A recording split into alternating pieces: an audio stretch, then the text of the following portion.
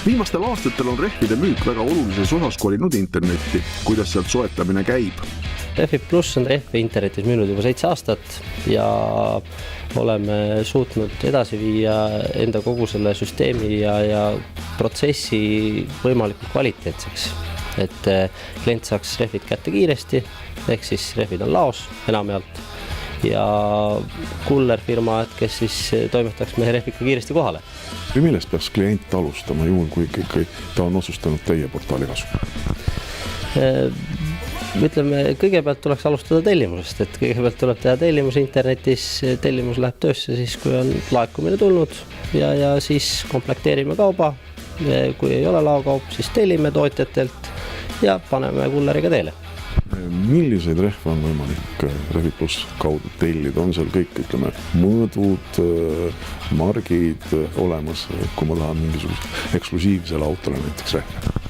Ütleme, leiab elektriautole ja leiab kõige uutematele maasturitele seal suuri, et see mõõduvalik on tohutult laiaks läinud, et kui 7 aastat tagasi alustasime, siis see mõõduvalik oli suhteliselt väike, et kui said 20 tollised rehvid müüa, siis see olid õnnelik, et praegu on ikkagi 21 ja 22 tolli on juba suurte maasturite puhul täiesti tavaline.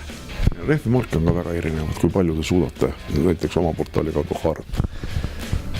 See valik on läinud juba nii laiaks, et niimoodi kindlat numbrit on päris raske öelda, aga mida me oleme enda poolt alati üritanud pakkuda on väga laia valikuid, sest et kliente on erinevaid ja klientide soovid on erinevad ja brändi eelistus on erinevad. Et hoiame oma tootevaliku laiana ja hinnaklassi Eestis parima. Kui täpselt peab klient ikkagi seal samas internetis ära märkima kõik oma ostusoovid? Iseenesest, kui ta paneb nüüd sinna interneti rehvi otsingusse, paneb oma selle rehvi mõõdu sisse, siis kuvab tal selle valiku ette ja siis peab ta panema need rehvid oma ostukorvis siis sisestama andmed, kellele läheb arve, kuhu ta soovib tarnet ja siis saadetakse talle, kui ta tellimus on kinnitanud, saadetakse arve on makstud, siis läheb töös. Kui kiiresti on seda kõike võimalik teha on näiteks Eesti tingimustes? Oletame, et ideaaltingimustes kaup on laos olemas, klient saadab tellimuse hommikul, teeb makse kohe ära ja järgmine päev on tal rehvid kohal. Kui aga klient eksib tellimusega, mis siis saab? Kui neid rehve ei ole kasutatud, neid ei ole peale pandud, siis on võimalus see tagasi saata, et tagastusõigus on seaduse kohaselt 30 päeva, täidame seadusi ja samas on ka, kui internetis tellimused tulevad ka tellimustingimused kaasa sinna, et saate nendega tutvuda enne kui arve ära maksata.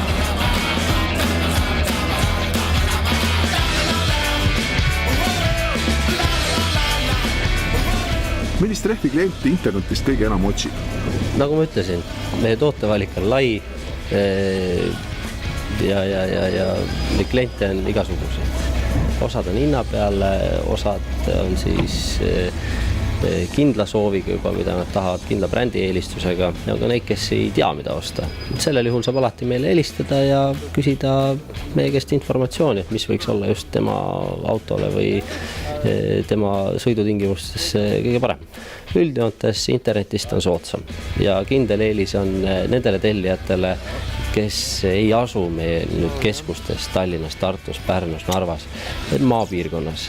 Seal on väga raske saada, leida endale korraliku rehvi töökoda ja oleme väga palju just meie kliendid tellivadki maapiirkondades rehvid koju ja töökoda on seal kindlasti kuskil olemas. Interneti ostu eelis on selles, et on võimalik alati võrrelda, aga samuti kuvatakse rehvist väga terviklik pilt. Laos ei saa ettevõttel korralik ja selle taha ei tohiks ükski tellimus jääda.